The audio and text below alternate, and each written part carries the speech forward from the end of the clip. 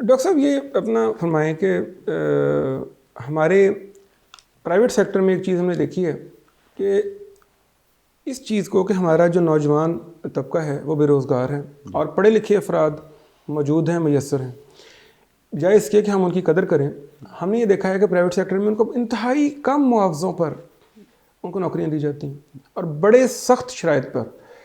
लेकिन दूसरी तरफ हम देखते हैं कि यही इदारे जो चैरिटी बहुत कर रहे हैं, तो क्या ये चैरिटी नहीं होगी कि हम इन जो नौजवान हैं इनकी हौसला अफजाई करें, इनको ज़्यादा ना सही, इनको जितना एक इंटरनेशनल स्टैंडर्ड के मुताबिक या हमारे कौमी जो मेयार है उसके मुताबिक अगर हम मुआवजा दें, आप क्या समझते हैं कि हालात बेहतर हो सकते हैं?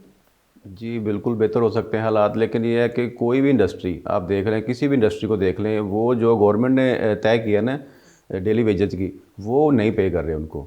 ठीक, मतलब हाफ पे कर रहे हैं बिल्कुल। तो उससे बड़ा इफेक्ट होता है। उससे ये होता है कि जो पढ़ा लिखा बंदा है वो ऊपर नहीं आ रहा, मतलब कह रहे हैं कि नहीं हमें तो सैलरी जो हमारी स्टडी के मुताबिक नहीं मिल रही। ठीक, तो जो निचले लेवल का बंदा है उसको भी उतनी मिल रही है, उसको भी उतनी मिल रही है। ठीक है।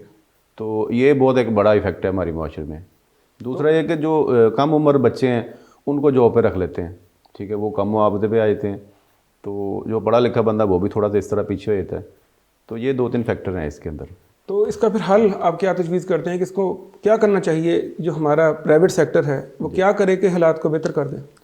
प्राइवेट सेक्टर फ़िलहाल तो बहुत डाउन जा रहा है, लेकिन ये है कि उनको कम से कम ये चाहिए जो गवर्नमेंट ने चीज़ें तय की ना उसके मुताबिक इनको सैलरी जो है वो दें।